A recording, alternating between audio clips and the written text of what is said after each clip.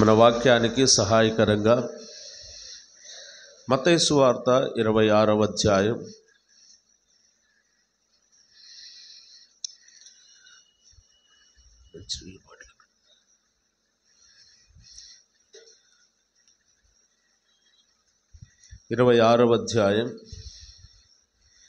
33వ వచనం నుండి చదువుకుందాం.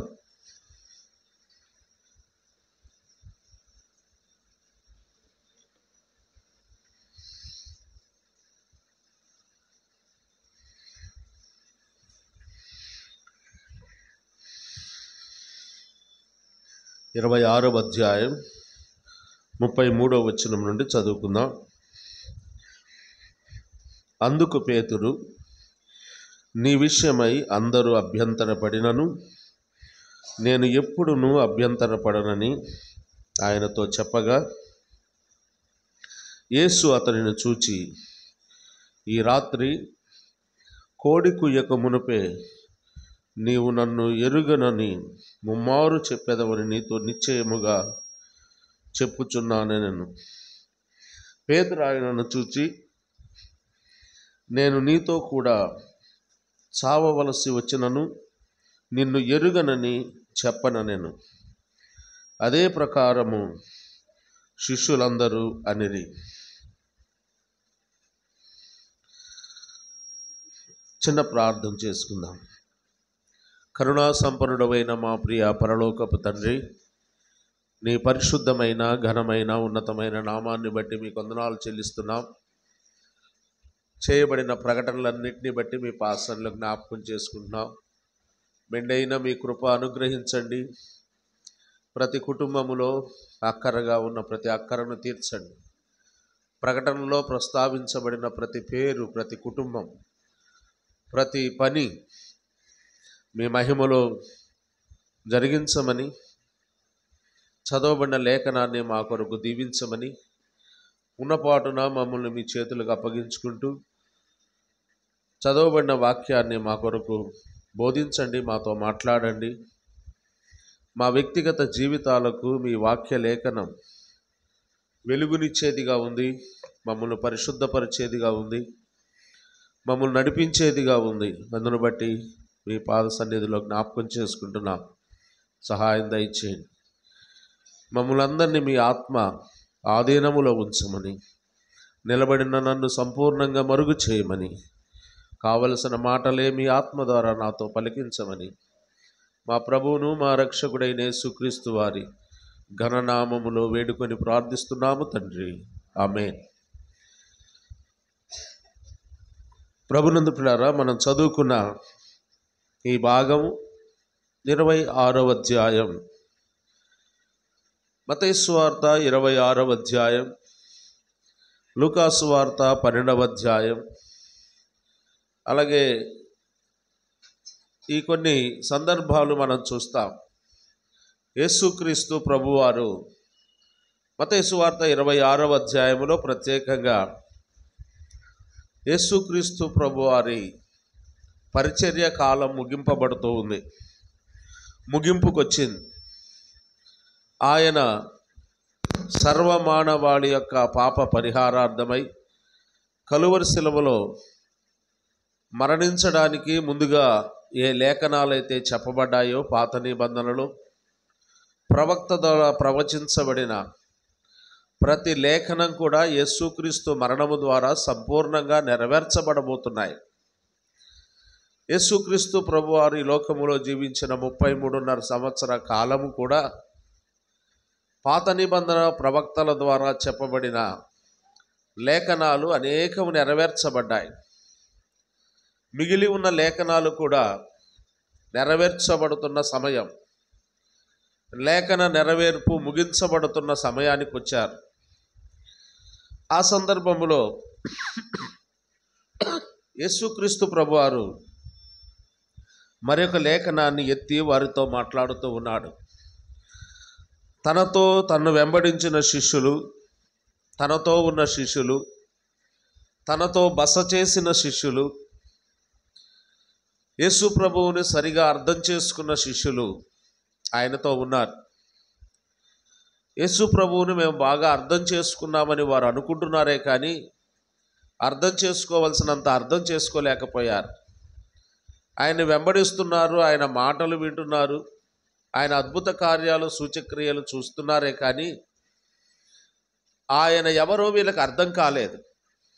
ఆరాధనలో మనం జ్ఞాపకం చేసుకున్నాం కదా, ఈయన సర్వాధికారి అయిన దేవుడై ఉండి నిరంతరము స్తోత్రార్హుడై ఉన్నాడు. ఆయన వడ్లవాని కుమారుడు కాదు, ఆయన యూదులకు సంతతికి చెందినవాడు ఎంతమాత్రం కాదు. ఆ వచనములో 9వ అధ్యాయం 5వ వచనములో చాలా వివరంగా పౌలు రాస్తున్నాడు. ఇశ్రాయేలు 12 గోత్రాలకు సంబంధించిన వ్యక్తి ఎంతమాత్రం కాదు ఆయన. దానికి వివరణ ఇచ్చాడు. ఏమని అంటే, పితరులు వీరి వారు కనుక ఆయన వారిలో పుట్టవలసి వచ్చెను అన్నాడు. పితరులు అంటే అబ్రహాము, ఇస్సాకు, యాకోబులు. అబ్రహాము, ఇస్సాకు, యాకోబులు ఇశ్రాయేలు 12 గోత్రాలకు మూల స్తంభాలుగా మూల పురుషులుగా ఉన్నారు కాబట్టి, పితరులు ఈ జనాంగానికి సంబంధించిన వారు కాబట్టి ఆయన వారిలో పుట్టాడు. అంతేగాని ఆయన వారు కాదు. ఆయన ఎవరంట? ఈయన సర్వాధికారి అయిన దేవుడై ఉండి నిరంతరము స్తోత్రార్హుడై ఉన్నవాడు. నేను అబ్రహాము దేవుడను, ఇస్సాకు దేవుడను, యాకోబు దేవుడని పాత నిబంధనలో దేవుడైన యెహోవా తను తాను పరిచయం చేసుకున్నాడు. నీవు ఎవరికి సంబంధించిన వాడవయ్యా అంటే, నేను అబ్రహాముకు దేవుణ్ణి, ఇస్సాకుకు దేవుణ్ణి, యాకోబుకు దేవుణ్ణి అన్నాడు. కాబట్టి అబ్రహాము, ఇస్సాకు, యాకోబులు అనబడిన పితరులు వారిలో పుట్టారు కాబట్టి ఆ యూదులలో లేదా హెబ్రీయులు అనబడిన ఇశ్రాయేలు జాతి అనబడిన వారు దాంట్లో పుట్టారు కాబట్టి ఆయన కూడా వారిలో పుట్టవలసి వచ్చింది. అంతేగాని ఆయన యూదుడని ఆపాదించడానికి వీలు లేదు, ఆయన ఇశ్రాయేలీయుడని ఆపాదించడానికి వీలు లేదు. చాలా స్పష్టంగా పౌలు రోమా సంఘానికి రాస్తూ ఈయన సర్వాధికారి అయిన దేవుడై ఉన్నాడు, నిరంతరము స్తోత్రార్హుడై ఉన్నాడు. కాబట్టి అలాంటి మహాదేవుడు యేసుక్రీస్తుగా ఈ లోకములో జన్మించాడు. పితరులు వీరివారు కాబట్టి క్రీస్తు వారిలో పుట్టాడు. కానీ ఆయన వ్యక్తిత్వం, ఆయన దైవత్వమే. ఆయన వ్యక్తిత్వం, ఆయన దైవత్వమే. ఆ దైవత్వం కలిగిన వాడు దేవునితో సమానముగా ఉండుట విడిచిపెట్టకూడని భాగ్యమని ఎంచుకొనలేదు. అందుకే ఆయన దాసుని రూపం ధరించి ఈ లోకానికి వచ్చాడు. కాబట్టి పాత నిబంధనలో జరుగుతున్న లేదా ప్రస్తావించబడిన ప్రవచనాలన్నీ కూడా నెరవేర్చబడుతున్న చివరి క్షణాల్లో శిష్యులతో ఈ సంభాషణ ప్రారంభమైంది. రండి 33వ వచనానికి రండి.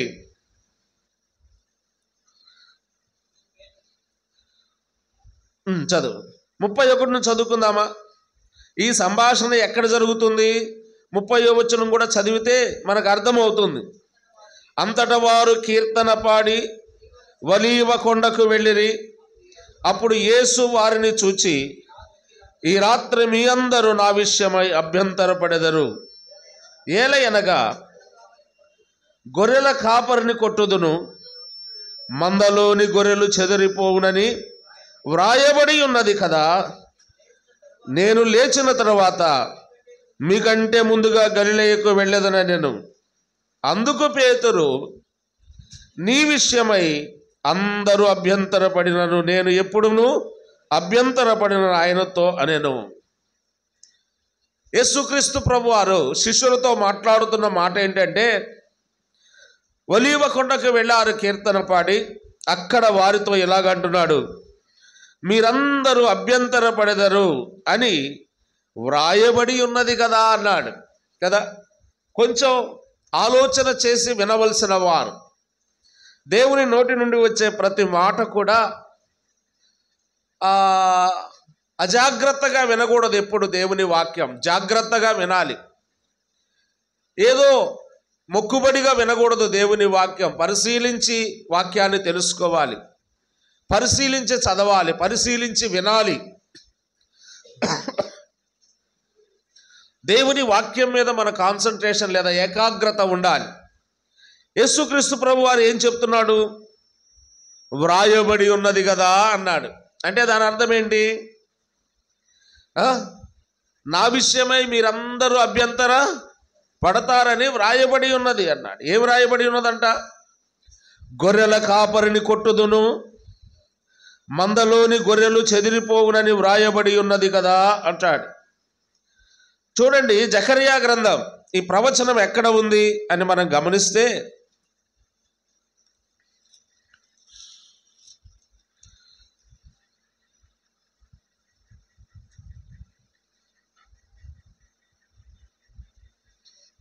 పదమూడు 7 అనుకుంటాను. చూడే, ఖడ్గమ నా గొర్రెల కాపరి మీద నా సహకారి మీదను పడుము, ఇదే సైన్యములకు అధిపతియగు యెహోవా వాక్కు, గొర్రెలు చెదరిపోవునట్లు కాపరి హతము చేయుము. చాలు, గొర్రెలు ఇదే ప్రభు యెహోవా వాక్కు. యేసుక్రీస్తు ప్రభు వారు చెప్తున్న ఈ ప్రవచనం ప్రవక్త అయిన జకర్యా ద్వారా దేవుడైన యెహోవా పలికించిన ప్రవచనం. అందుకే అన్నాడు, ఇదే సైన్యములకు అధిపతిగా యెహోవా వాక్కు అన్నాడు కదా. ఇదే యెహోవా వాక్కు అని 7వ వచనాన్ని ముగిస్తున్నాడు. 7వ వచనములో 2 సార్లు ప్రస్తావించబడింది. ఎవరి వాక్కు అంటే ఇది? సైన్యములకు అధిపతిగా యెహోవా వాక్కు. ఇది పలుకుతున్నవాడు జకర్యానే కావచ్చు, కానీ ఇది ఎవరి వాక్కు అంటే దేవుని వాక్కు.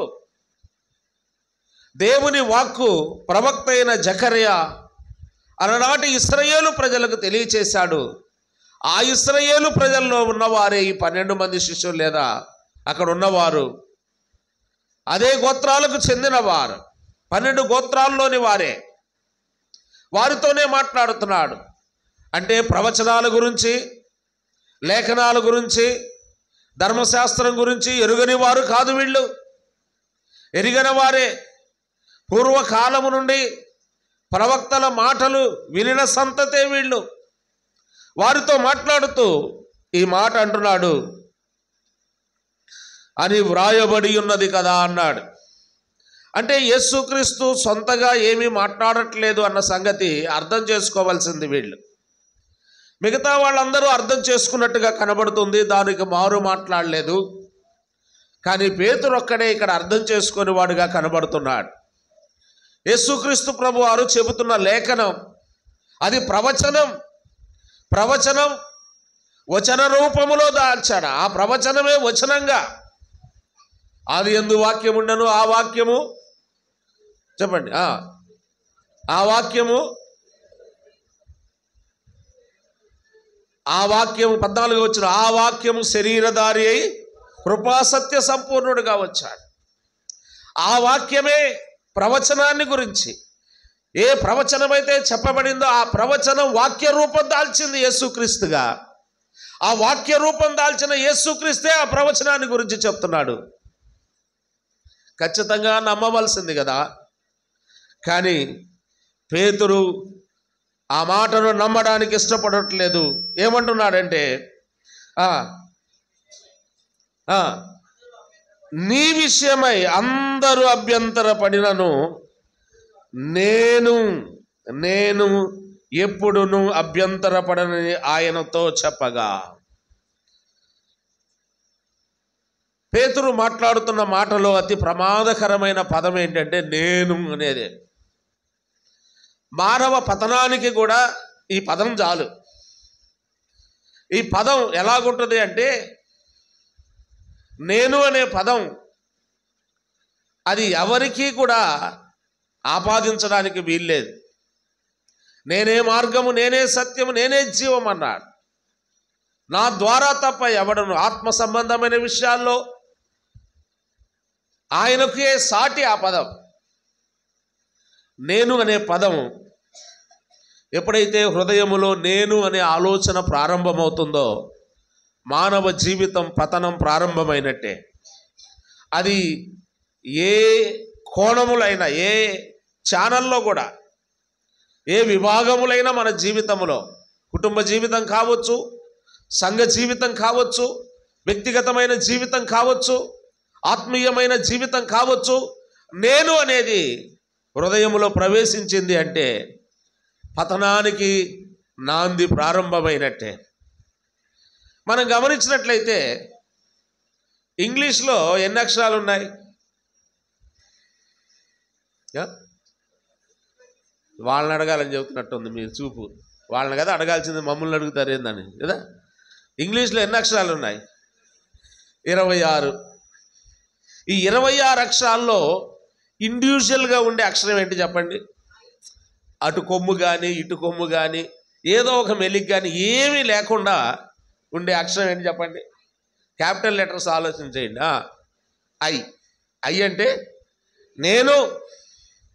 ఇది కూడా ఈ అక్షరం ఎలాగుంటుంది అంటే నాకు ఎవరితో సంబంధం లేదన్నట్టు ఉంటుంది. మీరు గమనించండి, మిగతా 25 అక్షరాలతో దానికి నాకు ప్రత్యేకం, నేను ఒక్కడే అన్నట్టు ఉంటుంది అది అక్షరం.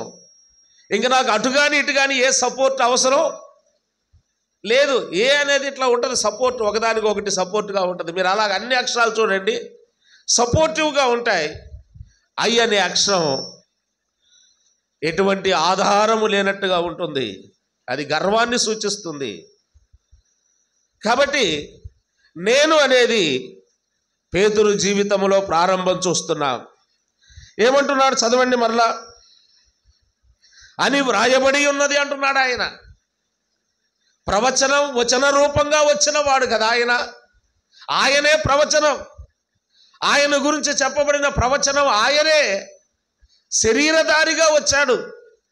వాక్యమై ఉన్నవాడు శరీరధారిగా వచ్చి ఆయనే మాట్లాడుతుంటే నోరు మూసుకొని వినాల్సింది కదా, ఏకీభవించాల్సింది కదా. దానికి అడ్డు చెప్తున్న పేతురు వైఖరి మనం ఇక్కడ చూస్తున్నాం. అడ్డు చెప్పడానికి గల కారణం ఏంటి అంటే చదవండి.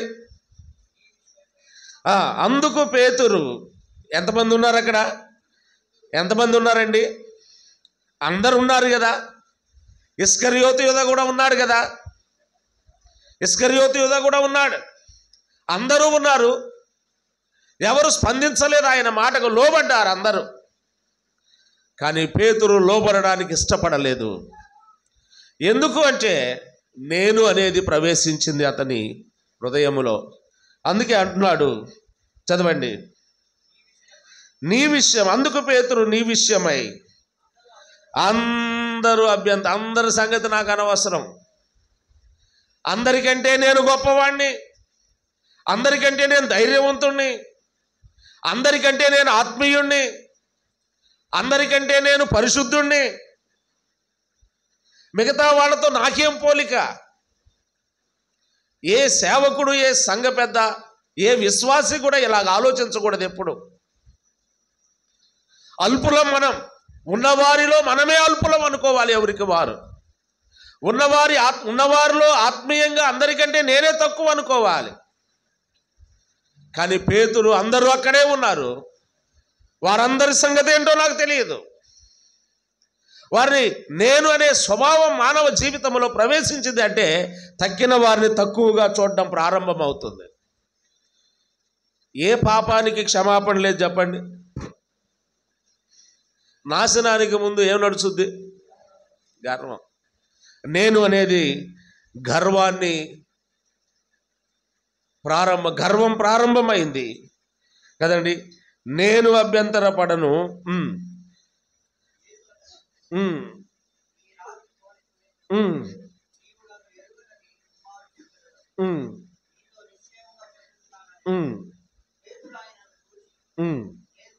అసలు 34వ వచనం మరలా మాట్లాడాడు ఆయన. మాట్లాడేటప్పుడు ఏం చెప్పాడు? రే బుద్ధి లేనోడా, నువ్వేదో తెగ ప్రగల్భాలు పలుకుతున్నావు, నేను నేను అంటున్నావు. అసలు ఈరోజు రాత్రి సంగతేరా, ఈరోజు రాత్రికే నీ బతుకు బయటపడుద్ది. ఏంటో మాట్లాడతావే? నేను ప్రవచనం ఎత్తి మాట్లాడుతున్నాను పేతురు. అసలు ఎప్పుడు దాకో ఎందుకు? ఈ రాత్రే కోడి కుయ్యక మునుపే నీవు నన్ను ఎరుగవని ముమ్మారు చెప్పెదవని ఆయనతో నిశ్చయముగా చెప్పుచున్నాను అన్నాడు. చెబుతున్న దాంట్లో నిశ్చయం అనే మాట ప్రస్తావించాడు. ఒళ్ళు దగ్గర పెట్టుకొని వినాల్సింది కదా, లోబడాల్సిన వాడు కదా. నిశ్చయముగా, నిస్సందేహంగా, ఎటువంటి అనుమానం అవసరం లేదు పేతురు. ఈ రాత్రే ఒకసారి కాదు, 2 సార్లు కాదు, ముమ్మారు 3 సార్లు నేను ఎరుగనని చెప్పబోతున్నావు అని చెబితే, రెండోసారైనా విన్నాడా అంటే రెండోసారి కూడా వినలేదు. నేను అనేది తలకెక్కితే ఇలాగే ఉంటుంది. ఒకసారి కాదు, 2 సార్లు కాదు, ఎన్నిసార్లు చెప్పినా మనకి ఎక్కదు. ఎన్నిసార్లు దేవుని వాక్యం ద్వారా గద్దిస్తున్నా కూడా మనకి ఎక్కకపోవడానికి కారణం ఏంటంటే, నేను అనేది మన తలకెక్కుంటుంది బాగా. అప్పుడు అన్నాడు మరలా, పేతురు ఆయనను చూచి, అసలు ఈ రెండో మాట చెప్పినాక అందరి ముందు తల దించుకోవాల్సినోడు కదా. మిగతా 11 మంది శిష్యుల్లో ఎంత అవమానం. పేతురు, నువ్వు నేను ఎవరో తెలియదని 3 సార్లు అబద్ధం ఆడతావయ్యా, ఈరోజు రాత్రికి అనగానే సిగ్గుతో తలదించుకోవలసిన వాడు మరలా ఆయన వైపు తలెత్తి చూసి మాట్లాడుతున్నాడు. ఆయన కళ్ళల్లో కళ్ళు పెట్టి చూసి మాట్లాడుతున్నాడు. ఎక్కడి నుంచి వచ్చింది ధైర్యం? ఆయన సర్వాధికారి అయిన దేవుడై ఉండి నిరంతరము స్తోత్రార్హుడై ఉన్న వారితో మాట్లాడుతున్నాడు పేతురు. ఎక్కడి నుంచి వచ్చింది ధైర్యం అంటే, నేను అనేది తలకెక్కితే ఇలాగే ఉంటుంది. మూర్ఖత్వం, ఆలోచన లేనితనం. మరలా ఆయన వైపు చూచి ఏమన్నాడు? పేతురు ఆయన్ను చూచి, నేను నీతో కూడా చావవలసి వచ్చినను నిన్ను ఎరుగనని చెప్పనను. ఇక వీళ్ళు కూడా 3వ స్టెప్లో ఏం చేశాడు? ఒకడికి తలకెక్కిన తర్వాత నేను అనేది వాడి పక్కనున్న వాళ్ళకు కూడా కాస్త నిదానంగా అయినా తలకెక్కుద్దంట వాళ్ళకు కూడా. మొదట 2 సార్లు మాట్లాడినప్పుడు వీళ్ళకి ఎక్కలేదు, కానీ వీళ్ళకి కూడా చిన్నగా ఎక్కించాడు. అందరూ కలిసికట్టుగా చెప్తున్నారు. ఏం మాట్లాడుతున్నారు వీళ్ళు? యేసుక్రీస్తు నోటి నుండి వస్తున్న ప్రవచనాన్ని వ్యతిరేకిస్తున్నారు. యేసుక్రీస్తు తానే చెప్తున్నాడు ఈ రాత్రి జరుగుతుందని. సర్వాధికారి అయిన దేవుడు చెప్తుంటే ఆయన్ని వ్యతిరేకిస్తున్నారు. అది జరగదు, అవసరమైతే నీ కొరకు ప్రాణము పెడతామని అన్నారు. శిష్యులు అదే ప్రకారము శిష్యులందరూ అనేది. ఈ నేను అనేది ఎప్పుడైతే పేతురు జీవితంలో ప్రవేశించిందో దాన్ని బట్టి ఎలా పతనమయ్యాడో చూడండి. పేతురు ఎలా పతనమవుతూ వచ్చాడో అదే వచనం 40వ వచనానికి రండి. అదంతా మనకు తెలిసిన వచ్చిన భాగమే. 40వ వచనం, ఆయన మరలా శిష్యుల యొద్దకు వచ్చి వారు నిద్రించుట చూచి, ఒక్క గడి అయినను నాతో కూడా మేలుకొని ఉండలేరా? మీరు శోధనలో ప్రవేశించకున్నట్లు మెలకువగా ఉండి ప్రార్థన చేయుడి. ఆత్మ సిద్ధమే కానీ శరీరము బలహీనమని ఎవరితో చెప్పాడు? అక్కడ ఎవరెవరు ప్రార్థన చేస్తున్నారు చెప్పండి? ఎవరెవరు చేస్తున్నారు అక్కడ?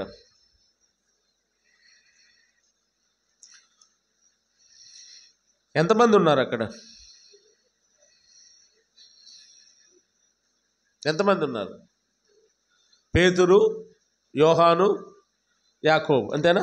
I'm correct? చూడండి 36వ వచనం చూడండి. అంతటా యేసు వారితో కూడా గెత్సెమని అనబడిన చోటికి వచ్చెను. నేను అక్కడికి వెళ్ళి ప్రార్థన చేసి వచ్చే వరకు మీరు ఇక్కడ కూర్చుండని శిష్యులతో చెప్పి, పేతురును జెబెదయి 2 కుమారులను వెంటబెట్టుకొని, అంటే ఒక స్థలములో శిష్యుల్ని విడిచిపెట్టి అక్కడి నుంచి 3 మరలా వారిని ప్రత్యేకంగా తీసుకొని వెళ్ళాడు ఇంకో స్థలానికి. చదవండి ఇప్పుడు. పేతురు జెబెదయి కుమారులు 2 అంటే ఎవరు? ఎవరు? యాకోబు, యోహాను. ఇప్పుడు మొత్తం ఎవరెవరు ఉన్నారు? పేతురు, యోహాను, యాకోబు 3 ఉన్నారు.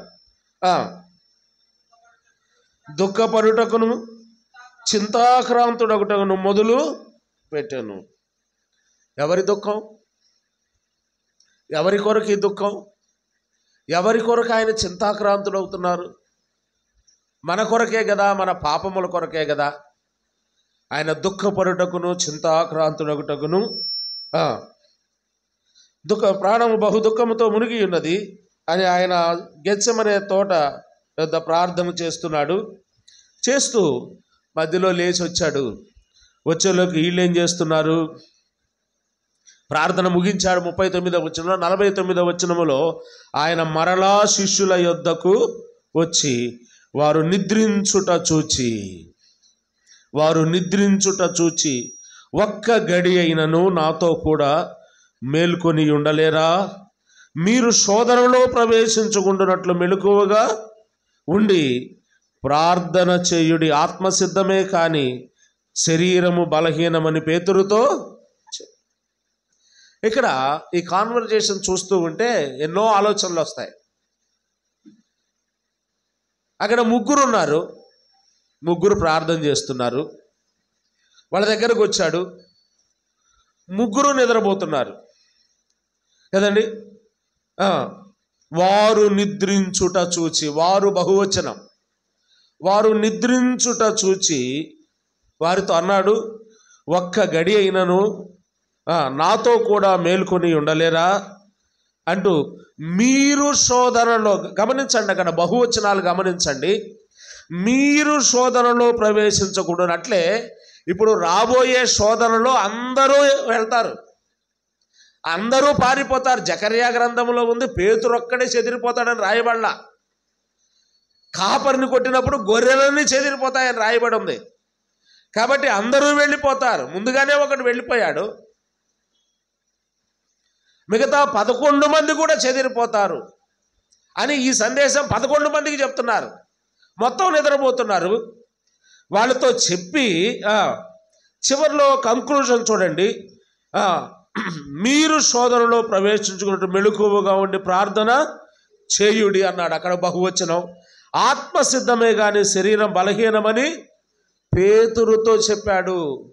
ఎందుకు ఆఖరిలో పేతురు మాట ప్రస్తావన? పేతురుతోనే చెప్పాడు అనే మాట వాళ్ళకి చెప్పలేదు, చెప్పాడు అంటే నేను అంటాను వాళ్ళందరికీ చెబుతూ కదా. నేను గనక ఇప్పుడు మీ అందరికీ వాక్యం చెబుతున్నాను, మీ అందరూ వాక్యం వింటున్నారు. నేను వాక్యం మీ అందరికీ వైపు చూడకుండా హరిబాబు గారికి వెళ్ళే చూస్తా వాక్యం చెప్పాను అనుకోండి, ఇట్లాగే చెప్పాను అనుకోండి, చెప్పినంతసేపు ఇలాగే చెప్పాను అనుకోండి, ఆయన ఏమంటాడు? ఈరోజు నాకే చెప్పాడు. వస్తుందా రాదా అనుమానం? నా వైపు చూస్తా చెప్పాడు, అందరి వైపు చూస్తా చెప్పలేదు. అందరి వైపు 1-2 సార్లు చూశాడు, కానీ 97 సార్లు 98 సార్లు నా వైపే చూసి చెప్పాడు అన్నప్పుడు ఒక అలర్ట్నెస్. నేను అనుకుంటాను వాళ్ళందరితో చెబుతూ ఆ మాట ముగించేటప్పుడు ఎవరి వైపు చూసి ఉంటాడు? పేతురు వైపు చూశాడు. ఒక్క చూపు చూశాడు. ఆ చూపుకే నేను అనేది దిగాల్సింది కిందకి. అప్పటికే నెత్తికెక్కింది నేను అనేది పేతురికి. అడుగులు వేస్తున్నాడు. 2వ స్టెప్ దగ్గరకు వచ్చాడు. మొదటి స్టెప్లో హెచ్చరించాడు. నేను అనేది తన ఆలోచనలోకి వచ్చినప్పుడే హెచ్చరించాడు. అప్పుడు మాట వినలా. 2వసారి ఏ సందర్భంలో హెచ్చరిస్తున్నాడు? నిద్రపోతున్న సందర్భంలో హెచ్చరిస్తున్నాడు. ఏం చేస్తున్నాడు అక్కడ పేతురు? అంటే దాని అర్థం ఏంటంటే పేతురు వైపు చూసి ముగించాడు ఈ డైలాగ్. అంటే నిన్నేదో పలికావు కదా డైలాగు, అందరు చచ్చిపోయినా నేను చచ్చిపోనని ఆఖరికి ఏళ్ళను కూడా నాశనం చేశావు. ఇప్పుడు నువ్వు నిద్రపోవటం కాకుండా ఏళ్ళను కూడా నిద్రపుచ్చావు, నీ పరిస్థితి ఎలాగుందో ఒకసారి ఆలోచన చేసుకో అన్నట్టుగా 2వసారి చూశాడు. ఇక్కడ ఎందుకు అప్పటికి కూడా పరిస్థితి అర్థం కాలేదు పేతురికి? దేవుడు చెబుతున్న మాటను ఎందుకు అర్థం చేసుకోలేకపోయాడంటే ఇక్కడ ఏ పరిస్థితుల్లో ఉన్నాడు? యేసుప్రభు వచ్చి లేపేలోకి ఏం చేస్తున్నాడు? నిద్ర తెలిసి నిద్ర లేచి విన్న యాకోబు బాగుపడ్డాడు కదా. నిద్రలో ఉన్నప్పుడు యాకోబుతో మాట్లాడలేదా? మాట్లాడాడు. అనేక అపోస్తుల కార్యములు మీరు గమనించండి, అనేక సందర్భాల్లో నిద్రించుచున్న వారితో దేవుడు మాట్లాడాడు. వాళ్ళు అలర్ట్ అయ్యారు. ఇక్కడ పేతురు కూడా అలర్ట్ అవ్వాల్సిన వాడు అలర్ట్ కాలేదు, జాగ్రత్త పడలేదు. పడకపోవడానికి కారణం ఏంటి చెప్పండి? నిద్ర సుఖాన్ని ఇస్తుందా, కష్టాన్ని ఇస్తుందా? నిద్రలో సుఖం ఉంటుందా, కష్టం ఉంటుందా చెప్పండి? నిద్రలో నిద్రపోవడం చాలా కష్టం అనేవాళ్ళు ఒకళ్ళు చేయొద్దండి. నిద్రపోవడం చాలా కష్టం అండి అనేవాళ్ళు. నిద్రపోయేటప్పుడు ఎవరైనా లేపితే ఎంత కోపమో మనకు కదండి. నేను నిద్రపోయేటప్పుడు మా వాడు చింటూ వచ్చి పైన నన్ను లేపడం, మా పాప అయితే లేపుద్ది చెక్కి, కానీ ఎవరైనా లేపుతారు, కానీ వాడు లేపకుండా అక్కడ పెట్టి వచ్చేస్తాడు. నిద్రపోయేవాడికి ఆ టీ ఆడ పెట్టిన సంగతి ఎట్ట తెలుసుద్ది? నాకు ఎప్పుడో మెలుగు వచ్చినప్పుడు చూస్తే అవి చల్లారిపోయి ఉంటాయి. కిందకు ఫోన్ చేసి వేడి పెట్టి ఇవ్వమంటే అదొక తగాదా. వాడు కనీసం నన్ను లేపను కూడా లేపడం, ఏదైనా కాముగా వచ్చి ఆడబెడతాడు. ఎందుకంటే నిద్రపోయేటప్పుడు లేపితే అవతలోడు ఎంత కోపం వచ్చుద్దో అన్న సంగతి వాడు ఎప్పుడో గ్రహించాడు. సహజంగా నిద్రపోయే వాళ్ళని లేపడానికి ఇష్టపడం, ఎందుకంటే వాళ్ళు కోపంతో లేస్తారు. దూరంగా ఉండి లేపాలి వాళ్ళని, ఎప్పుడు కూడా గుర్తుపెట్టుకోండి. ఎందుకంటే ఒక సైతాను పట్టినట్టుగా ఉంటుంది, విరుచుకు పడతారు. ఇప్పుడు నిద్రపోతున్న పేతురును లేపాడు, లేపి మాట్లాడుతున్నాడు. పేతురు ఏమనుభవిస్తున్నాడు? సుఖాన్ని అనుభవిస్తున్నాడు. సుఖము ఎప్పుడూ కూడా దైవ సంబంధమైన విషయాలను ఆలోచించడానికి మనల్ని దూరం చేస్తుంది. ఇది బాగా గుర్తుపెట్టుకోండి. సుఖపడుతున్నామా, దేవునికి దూరం అవుతాం. గుర్తుపెట్టుకోండి. సుఖం అనుభవించాలనుకుంటున్నారా, దేవునికి దూరం అవుతాం. కష్టముల గుండా, ఇరుకు ఇబ్బందుల గుండా వెళుతూ ఉన్నంతకాలం దేవునికి దగ్గరగా ఉంటాం. పాట ఒకటి ఉంది, దేవునికి దగ్గరగా దగ్గరగా దగ్గరగా అని. ఆ పాట పాడే వాళ్ళకి దేవునికి దగ్గరగా వెళ్ళే కొద్దీ కష్టాలు పెరుగుతాయా, తగ్గుతాయా? పెరుగుతాయి. నిజంగా తెలిస్తే దేవునికి దూరంగా దూరంగా దూరంగా అని పాడతాం పాట. పోనీ దేవునికి దూరంగా ఉంటే ఏమైనా కష్టాలు తగ్గుతాయా? ఇంకా ప్రమాదకరమైన పరిస్థితులు వస్తాయి. దేవునికి దగ్గరగా ఉండే కొద్దీ మన సుఖము దేవునికి దూరం చేస్తుంది మనల్ని. కష్టము దేవుణ్ణి సమీపించడానికి వీలవుతుంది. అనేక సార్లు దేవుని సన్నిధికి రాలేకపోవడానికి మన శరీర సుఖం కారణం కాదా? అనేక సార్లు దేవుని సన్నిధిలో మనం ఉండలేకపోవడానికి మన శరీర సుఖమే కారణం కాదా? కష్టం కదా. మందిరానికి వెళ్ళడానికి ఎంత కష్టమో, దేవుని మందిరానికి రావడానికి ఎంత కష్టమో.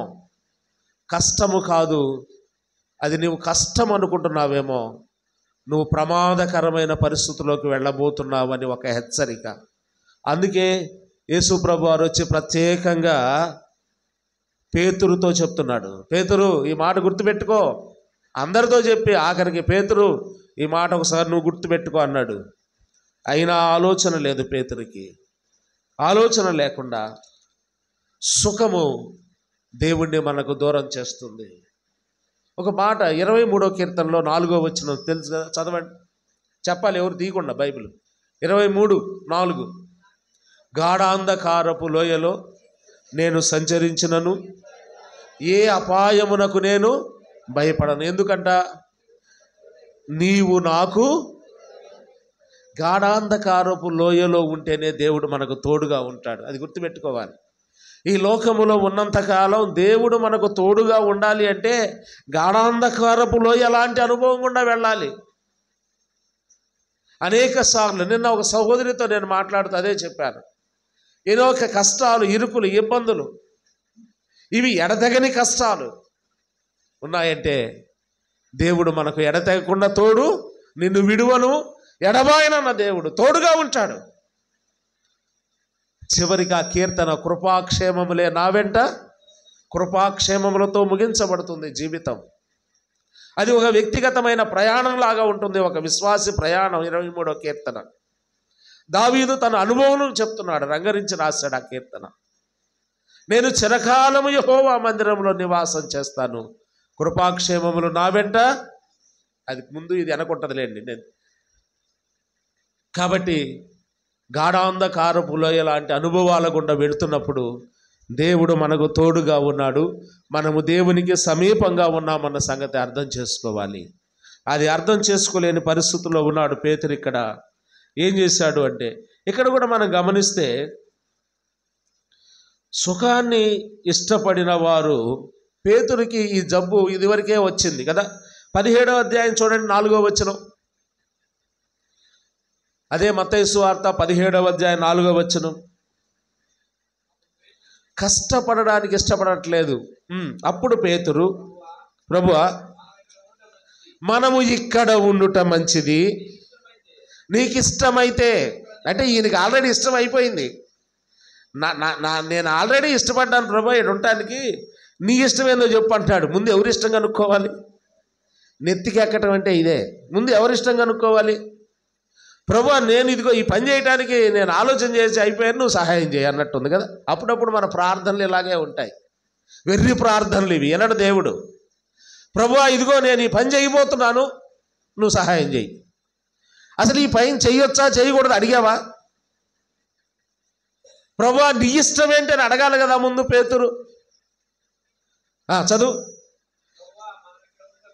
మనం ఇక్కడ ఉండుట అంటే is already taken decision, already ఒక నిర్ణయం తీసేసుకున్నాడు. ప్రభు మనం ఎక్కడుండడం మంచిదా కాదా అని అడగాలి కదా. ప్రభు మనం ఎక్కడుండడం మంచిది, నీకు ఇష్టం అయితే ఇప్పుడు నీ ఇష్టం చెప్పు. ఆఖరికి నీ ఇష్టం మీద పోదాం అందరం కదా. ఎవరిని అడిగితే ఏం చెబుతాం అప్పుడు? చెప్పండి. దేవుని చిత్తం బ్రదర్, మందేముంది? చెప్పడానికే దేవుని చిత్తం నోటితో, దాంట్లో దేవుని చిత్తం ఉండదు కదా. ఏదైనా ఒక పని చేసేటప్పుడు సంఘానికి తెలియజేయం. ఒక వివాహ సంబంధం మాట్లాడేటప్పుడు కావచ్చు, ఒక ఇల్లు కట్టుకునేటప్పుడు కావచ్చు, సంఘానికి తెలియచేసి, లేదా సేవకునికో పెద్దలకో తెలియచేసి ప్రార్థన చేయండి, ఈ విషయం ఇలాగ ఆలోచన చేస్తున్నాం, అమ్మాయికి పెళ్లి చేయాలనుకుంటున్నాం, లేదా అబ్బాయికి పెళ్లి చేద్దాం అనుకుంటున్నాం, సంబంధాలు చూడడానికి ప్రయత్నం చేస్తున్నాం, లేదా ఇల్లు కట్టుకోవాలనుకుంటున్నాం, ప్రయత్నం చేస్తున్నాం, ప్రార్థన చేయండి అని దేవుని సేవకుల దగ్గరకు లేదా నేరుగా మీరైనా దేవుని యొద్దకు సమాచారాన్ని తెలియచేయకుండా మన ప్రయత్నాలన్నీ మనం చేస్తాం. మనకి ఇష్టం వచ్చిన సంబంధాన్ని మనం కుదుర్చుకుంటాం కదండి. ఎక్కడ దేవుని చిత్తం ఉండదో ఆఖరికి దేనికాడ బులుంతో చెప్పండి. ఇట్లాంటి పెళ్ళిళ్ళకే పైన ఏమొచ్చినా ఇది యెహోవా ఏర్పాటు చేసిన, ఎంత అబద్ధం. ఇది యెహోవా ఏర్పాటు చేసిన దినం కాబట్టి మీరు కూడా వచ్చి, యెహోవా ఏర్పాటు చేసిన దినమా వాడు ఏర్పాటు చేసిన దినమా? పేరు బలాలను బట్టి కదండి. వాడెవడో ఏర్పాటు చేసాడు దినం, దానికి మనం కింద టైటిల్ పోయేస్తాం వాడి దగ్గరికి. ఎప్పుడు పెట్టుకోవాలి పెళ్ళి అడుగుతాం, వాడు చెబుతాడు. విజయ్ కుమార్ అని వెస్ట్ గోదావరిలో ఒక బ్రదర్ ఉన్నాడు, ప్రభు దగ్గరికి వెళ్ళాడు. మన దగ్గర కూడా చాలాసార్లు వచ్చాడు విజయ్ కుమార్, బాదంపూడి. ఒకసారి వెస్ట్ గోదావరిలో వివాహం చేయడానికి వెళ్ళాను. వివాహం చేయడానికి వెళ్తే పెళ్ళి నేను చేయాలి. విజయ్ కుమార్ వాక్యం చెప్పడానికి లేచినప్పుడు పెళ్లి చేసే ముందు ఆ పెళ్లి కార్డు ఇవ్వమని అడిగాను. పెళ్లి కార్డు ఇచ్చారు. పెళ్లి కార్డులో ఏముందంటే 10:37 అని ఉంది. 10:37 ఏంది? 10కో 10:30కో మీటింగులు ఎప్పుడు పెట్టుకుంటాం? సువార్త కూడికలు ఫలాని తారీఖు ఉదయం 10 గంటలకు 10:30 గంటలకు. సభలు కూడా ఉదయం 10:37 ప్రారంభిస్తామని ఏదైనా మీటింగులు పేపర్లు వేస్తామా? వేయం. ఎందుకంటే వారి దగ్గరికి వెళ్ళి రాలేదు కాబట్టి ఆ డేట్లు. వారి దగ్గరికి వెళ్ళి తెచ్చాం కాబట్టి డేట్లు 10:37 10:49 మళ్ళీ పైన పరిశుద్ధ వివాహము ఎవరు ఏర్పాటు చేశారంట? చెప్పండి. వాడి పేరు పెట్టాలి అక్కడ. వాడు ఏర్పాటు చేసిన అపరిశుద్ధ వివాహం ఫలాని వందనమే అనుకో, డేట్ ఇచ్చిన ఆయన పంతులు గారు అనుకో వందనాన్ని. వందనం ఏర్పాటు చేసిన దినము అపరిశుద్ధ వివాహం అనాలి. దేవుడు ఏర్పాటు చేసిందే పరిశుద్ధమైంది. నేను అడిగా ఆ పెన్నతో ఈ చివరి 7 అండర్లే 37 నిమిషాలకని ఉంది కదా, 7 ఏందన్నా అంటే చెవులోకి వచ్చి చెబుతున్నాడు. ఏందోలే అన్న, గోసెట్టుకునేవాడు డేట్ ఎడితే సూట్ వేసుకున్న వాళ్ళు మనం పెళ్లి చేయాల్సి వస్తుంది అన్నాడు. డేట్ ఎవడు పెట్టాడంట? గోసి పెట్టుకునేవాడు డేట్ పెడితే సూట్లు వేసుకొని టైలు కట్టుకొని, అంటే వాడే గొప్పోడు మనకంటే అన్నట్టు. ఎక్కడ సంప్రదిస్తున్నాం? ఎక్కడ విచారిస్తున్నాం? దేవుని సన్నిధిలో కనిపెడుతున్నామా? ఇక్కడ ఉండుట నాకు ఇష్టమే. మేము ఆల్రెడీ మాట్లాడుకున్న నిర్ణయానికి వచ్చాం. ప్రభువా నీకు ఇష్టమైతే చదవండి. ఇక్కడ నీకు ఒకటియు. ఎక్కడున్న వాళ్ళని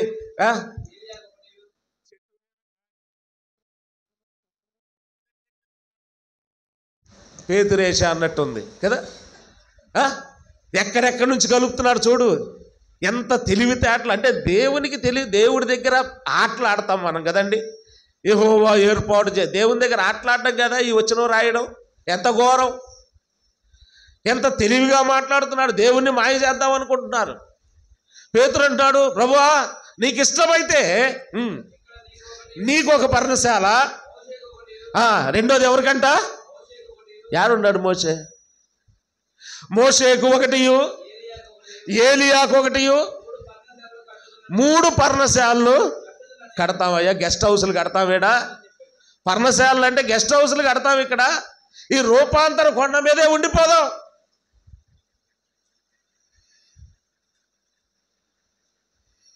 యేసుప్రభు అన్నాడు, ఎలాగుందంటే అక్కడ రూపాంతర కొండ మీద బాగా చల్లగా హాయిగా ఉండేలోకే శరీరం ఏం కోరుకుంది? సుఖాన్ని కోరుకుంది. సుఖాన్ని కోరుకున్నప్పుడు ఇలాంటి మాటలే వస్తాయి. హాయిగా ఇంటికాడ కదండి, పొద్దునే లేచి మార్కెట్కి వెళ్ళి తెచ్చుకొని కదండి తిని ఆదివారం పడుకుంటే ఎంత హాయిగా ఉంటుంది ఇంటికాడ. ఎందుకండి ఆ మందిరానికి? ఎవరు చెబుతారు ఈ మాట? చూడండి, చదువయ్యా. మంచిది, నీకు ఇష్టమైతే. ఏలియాకు ఒకటియు, పర్ణశాలను కట్టుదమని యేసుతో చెప్పాను. అతడు ఇంకనూ మాటలాడుచుండగా ఇదిగో ప్రకాశమానమైన ఒక మేఘము వారిని కమ్మెను. ఇదిగో ఈయన నా ప్రియ కుమారుడు, ఈయన యందు నేను ఆనందించుచున్నాను, ఈయన మాట వినుడని ఒక శబ్దము మేఘములో నుండి పుట్టెను. శిష్యులు ఆ మాట విని బోర్లపడి మిక్కిలి భయపడగా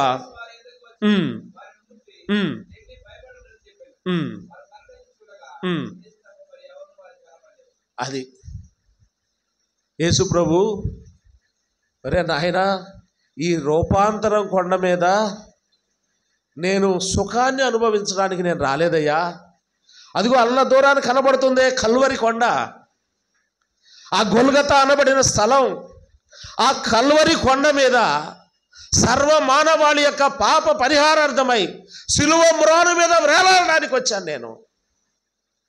గెత్సెమనే తోటలోనే వేదన పడుతుంది, ఆ వేదనే. ఈ సుఖం కొరకు కాదు నేను ఈ లోకానికి వచ్చింది. రూపాంతర కొండ మీద పర్ణశాలల్లో సుఖపడడానికి కాదు, ఆ కల్వరి కొండ మీద ఆకాశానికి భూమికి మధ్యన వేలాడదీయబడ్డానికి వచ్చాను. నేను తండ్రి చిత్తాన్ని నెరవేర్చడానికి వచ్చాను. దాన్ని అడ్డుకునే ప్రయత్నం చేస్తున్నావే నువ్వు పేతురు. ఎవరు దూరారు చెప్పండి పేతురులోకి? ఇప్పుడు ఎవరు దూరారు? అదే పేతురులో ఎవరు దూరారు? శిలువ మరణానికి వద్దంటున్నాడు. చెప్పండి, ఎవరు దూరారు? ఇంకొక రకంగా చెప్పొచ్చండి ఆ మాట, అపవాది అపవాది అపవాది అంటున్నారు, కానీ ఆ అపవాదం అనుకోండి ఇంకొక రకంగా చెప్పచ్చు, అప్పుడప్పుడు మనలో దూరేవాడే దూరాడు. ఇది బాగుంది కదా. ఎవరు దూరాడు పేతురులో? చెప్పండి. అపవాది, సాతాను అంటే ఏదో దూరంగా ఉన్నట్టు ఉంటుంది ఆ పదం. అప్పుడప్పుడు మనలో దూరేవాడే దూరాడు పేతురులో కూడా. అనేక సార్లు దేవుని పిల్లలంగా సాతాను చెప్పు చేతల్లో ఉంటున్నాం. సాతాను యొక్క చెప్పు చేతల్లో ఉండడానికి సుఖాన్ని ఇష్టపడుతున్నాడు పేతురు. ఇక్కడ కూడా సుఖాన్నే ఇష్టపడుతున్నాడు, నిద్రలో ఉన్నాడు. కానీ మోషే జీవితాన్ని ఒకసారి చూస్తే ఐగుప్తులో మోషేకి సుఖం ఉందా, సుఖం లేదా? ఒక వచనం కదా మనకి 24, 25 వచనాలు, 11 హెబ్రీ చూడండి. హెబ్రీ 11వ అధ్యాయం 24, 25 వచనాలు. మోషే పెద్దవాడైనప్పుడు విశ్వాసమును బట్టి ఐగుప్తు ధనము కంటే, ఐగుప్తులో సుఖముందా లేదా మోషేకి? యువరాజు అండి, రాజభవనంలో ఉంటాడు. అరణ్యములో వెళ్ళి ఇశ్రాయేలుతో 40 సంవత్సరాలు ఉండాల్సిన అవసరం మోషేకి లేదు. గొర్రెలు కాచుకుంటూ 40 సంవత్సరాలు ఆ మిద్యాను అరణ్యములో ఉండాల్సిన అవసరం మోషేకి లేదు. సుఖాన్ని విడిచిపెట్టి వెళ్ళిపోతున్నాడు. దానికి ఒక పేరు పెట్టాడు, అల్పకాల పాప భోగం. పాపం ఎప్పుడు సుఖంగానే ఉంటుందండి, గుర్తుపెట్టుకోండి. పాపం కష్టంగా ఉంటే ఎవడు చేయడండి కదా. పాపం ఎందుకు చేస్తాడు? పాపములో సుఖం ఉంది. ఆ సుఖాన్ని ఆశ్రయించే మానవుడు పాపం చేస్తున్నాడు, దాన్ని విడిచిపెడుతున్నాడు మోషే. అల్పకాల పాప భోగం అనుభవించుట కంటే క్రీస్తు విషయమైన, క్రీస్తులో అది కష్టమైన, శ్రమైన, కన్నీరైన, ఇబ్బంది అయినా అన్నీ కూడా ఏంటంటే అది గొప్ప భాగ్యం. గుర్తుపెట్టుకోండి, క్రీస్తు కొరకు నీవు పడే కష్టము, శ్రమ, ఇరుకు, ఇబ్బంది, కన్నీరు అది గొప్ప భాగ్యం. ఇవన్నీ అల్పకాల పాపభోగాలండి, అల్పకాల పాపభోగం. అలా కదా ఆలోచించాల్సింది పేతురు. మోషే చరిత్ర తెలిసినవాడు కాదా పేతురు? మోషే ముందా పేతురు ముందా? మోషేనే ముందు కదా. కానీ సుఖాన్ని కోరుకున్న పేతుర్ని మనం చూస్తాం. రెండవ మెట్టు దిగజారాడు. మొదటి మెట్టు ఒక విశ్వాసి దిగజారేది ఎప్పుడు? నేను అనే మెట్టుతో ప్రారంభమవుతుంది పతనం. రెండవ మెట్టు సుఖాన్ని కోరుకోవడం. మూడవ మాట చూద్దాం, చూడండి. 51వ వచనం.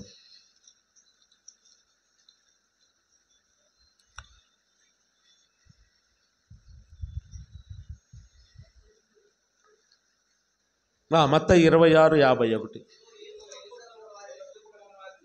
ఇదిగో యేసుతో కూడా ఉన్న వారిలో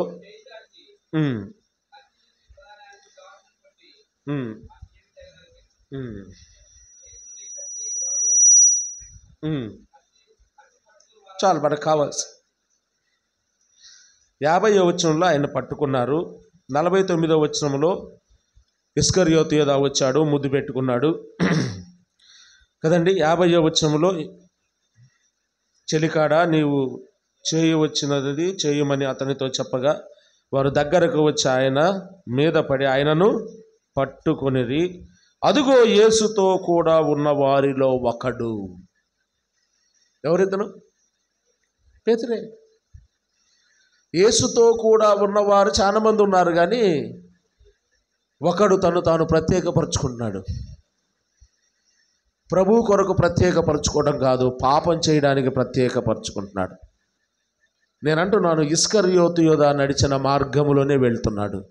ఇస్కరియోతు కూడా 11 మంది ఉన్న కాడ ఉండకుండా తాను ప్రత్యేకపరచుకొని యేసుక్రీస్తును బేరం పెట్టి 30 వెండి నాణ్యాలకు అమ్ముకొని వచ్చాడు. ఇప్పుడు తను కూడా వేరవుతున్నాడు శిష్యుల నుండి. చూడండి, చదవండి. ఒకడు చేయి చాచి కత్తి దూచి ప్రధాన యాజకుని దాసుని కొట్టి వాని చెవి తెగ నరికెను. మిగతా వాళ్ళకి రోషం రాలేదు అంటే మిగతా వాళ్ళు పౌరుషం లేనోళ్ళనే చెప్పండి. ఏదైనా ఒకడేదైనా తప్పు చేస్తున్నాడు, ఒక 10 మంది అక్కడ నుంచున్నారు, చూస్తూ ఉన్నారు, వాడిని మందలిస్తూ ఉన్నారు. ఒకడు పోయి కత్తితో పొడి చంపేశాడు. వాడు అంటాడు వీళ్ళకి రోషం లేదు, నీకు రోషం ఉందన్నాడు. కరెక్టేనా? సరిపోద్దా మాట? రోషం అంటారా, ఆవేశం అంటారా దాన్ని? కదండి. ఆలోచన అంటారా, మూర్ఖత్వం అంటారా? వీళ్ళు చేతగానోళ్ళు కాదు, మిగతా వాళ్ళు కూడా. ఏం పెద్ద పేతురు వీళ్ళకంటే పెద్ద చేతైనోడని కాదు. వాళ్ళు వచ్చి యేసుక్రీస్తుని పట్టుకోగలనే యేసుక్రీస్తు ఏం చేస్తాడో చూస్తున్నారు మిగతా మంది. ఆశ్చర్యపోయారు వాళ్ళు. ఇస్కరియోతు ఏదో వచ్చి అప్పగించడం ఏంటి? అప్పుడు దాకా వాళ్ళకి తెలియదు ఇదంతా లోపల ఏం జరుగుతుందో. ఇస్కరియోతు ఏదో వచ్చి అప్పగించడం ఏంటి? యేసుక్రీస్తు బంధించబడటం ఏంటి? అనేక సార్లు చెప్పినప్పటికీ వాళ్ళకి ఆలోచన రాలా. ఈ షాక్లో ఉండిపోయారు. షాక్లో నుంచి తొందరగా తేరుకుంది ఎవరు? పేతురు కదండి. షాక్లో నుంచి తొందరగా తేరుకుంది ఎవరు? పేతురు. మరి నిద్రలో నుండి తొందరగా మేలుకోవచ్చు కదా. అక్కడ మెళుకో రాలా. ఇది ప్రవచనం ఆయన చెబుతుందన్న సంగతి అర్థం కాలా. కానీ తొందరగా తేరుకున్నాడు. దేని కొరకు? హత్య చేయడానికి, పాపం చేయడానికి. దేవుని స్పందన ఏంటో చూడకుండా ఈ సిచ్యుయేషన్లో దేవుడు ఎలా హ్యాండిల్ చేస్తాడు దీన్ని అగమ్యగోచరంగా ఉంది. ఆ గెత్సెమనే తోటలో వాడు వచ్చాడు, ఇస్కరియోతు ఏదో ముద్దు పెట్టుకున్నాడు. సైనికులంతా వచ్చారు, బంధించారు. ఏం జరుగుతుందో చూద్దాం. ప్రభు ఎలా స్పందిస్తాడో చూద్దాం. ప్రభువుకు అవకాశం ఇచ్చారు వాళ్ళు. ఇతను అవకాశాన్ని తన చేతికి, ప్రభు ఏం చేస్తాడో చూడాల్సింది కదా.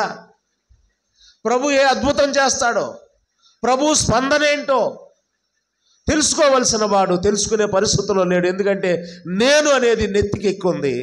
రెండవది, సుఖాన్ని కోరుకునే మనస్తత్వం తన శరీరం సుఖాన్ని కోరుకుంటుంది. కాబట్టి ఈ 2 పరిస్థితుల్లో ఉన్నవాడికి మూర్ఖత్వమే మూడవది. మూర్ఖత్వమే వాడికి వచ్చేది. మూర్ఖుడిగా ప్రవర్తించాడు కదా. ఏం చేశాడు? చెవు తెగ నరికాడు. ఏమనాలి దీన్ని? ఏ పాపం ఇది? ఏ పాపం అనాలి దీన్ని? చెప్పండి. తొందరపాటు కదా. ఇందుకే మాకెందుకు చెబుతున్నావే, మేము ఎవరిని తెగ నరికామంటావా? మార్తతో ఏమన్నాడు? మార్తా నీవు అనేకమైన విస్తారమైన పనుల చేత నీవెందుకు తొందరపడి ఆత్మీయ మేలును పోగొట్టుకున్న మార్తను చూస్తున్నాం. తొందరపడితే ఏదో ఒక ఆత్మీయ ఫలాన్ని పోగొట్టుకుంటా. తొందరపాటు మార్తను దేవుడు నిందించాడు. మరియ మౌనంగా కూర్చొని ఉంది ఆయన పాదముల యొద్ద. మార్త, తొందరపడుచున్నావు నువ్వు అన్నాడు. ఇంకెవరు తొందరపడ్డారు చెప్పండి? యాకోబు అండి. యాకోబు జ్యేష్ఠత్వాన్ని దేవుడు ఇద్దామనుకున్నాడా లేదా? యాకోబుకి దేవుని చిత్తంలో జ్యేష్ఠత్వం ఎవరికని? యాకోబుకే. కానీ ఏం చేశాడు? ఇస్కరియోతు యోధ 30 వెండి నాణ్యాలకి బేరం పెడితే యాకోబు ఎంతగా బేరం పెట్టి కొన్నాడు? అక్కడేమో అమ్మాడు, ఇక్కడ కొన్నాడు. జ్యేష్ఠత్వాన్ని కొనుక్కుంటే వచ్చుద్ది అనుకున్నాడు. దేవుడు ఇవ్వాలి అన్న సంగతి దేవుడు ఇద్దామనుకున్నాడు. తొందరపడి జ్యేష్ఠత్వాన్ని తను కొనాలనే ఆలోచన చేశాడు. దేనికి బేరం పెట్టాడు? చిక్కుడుగాయల కూరతో బేరం పెట్టాడు. ఎంత ఇబ్బంది పడ్డాడు. దేవుడిచ్చే జ్యేష్ఠత్వాన్ని నేరుగా తీసుకొని ఉంటే యాకోబుకి ఇన్ని ఇబ్బందులు వచ్చాయా? తనకై తాను తీసుకోవాలనే ఆలోచన ఎప్పుడైతే వచ్చిందో ఎన్ని రకాల ఇబ్బందులు పడ్డాడో యాకోబు జీవితాన్ని చూస్తే మనకు అర్థమవుతుంది. కాబట్టి ఈ 3 అనుభవాలు విశ్వాస జీవితాన్ని మనం పతనానికి తీసుకువెళ్తాయి. ఒకటి చెప్పండి, నేను అనే స్వభావం. రెండవది సుఖము, శారీరక సుఖము పాపాన్ని ప్రేరేపిస్తుంది. మూడవది తొందరపాటు పాపానికి కారణమవుతుంది. తొందరపాటు. ఈ 3 మెట్లు పేతురు దిగజారిపోతున్నాడు. అందుకే యేసు ప్రభు వారు పేతురుని ప్రత్యేకంగా హెచ్చరించాడు. నీవు శోధనలో ప్రవేశించబోతున్నావు పేతురు, జాగ్రత్త. శోధన ఎప్పుడు వస్తుందో మనకు తెలియదు, ఎలా వస్తుందో మనకు తెలియదు. శోధనలో ప్రవేశించకుండానట్లు మనము జాగ్రత్త పడే వారంగా ఉండాలి. ఇంకా కొన్ని సంగతులు ఉన్నాయి. ఇంకా 4 సంగతులు ప్రభు చిత్తమైతే వచ్చే ఆదివారం మనం ధ్యానం చేద్దాం. దేవుడి మాటలు, కొద్ది మాటలు మన కొరకు దీవించునుగా. గమనించండి, మరి రోజారాణి సిస్టర్ గారి కుటుంబం కొరకు మరొక మీ ప్రార్థనలో జ్ఞాపకం చేసుకోండి. కొద్ది దినాల్లో వారు ఫ్యామిలీ అక్కడికి షిఫ్ట్ చేస్తారు. మరి సందర్భంగా వారు ఏర్పాటు చేసిన ప్రేమ విందులో అందరూ పాల్గొనవలసిందిగా ప్రభు పేరట ప్రేమతో మనవి చేస్తూ ఉన్నాం. ఎవరు భోజనం చేయకుండా వెళ్ళొద్దండి, అందరూ భోజనం చేసే వెళ్ళవలసిందిగా మనవి చేస్తున్నాం. హరిబాబు గారు వచ్చి మన ప్రార్థనలు నడిపిస్తారు.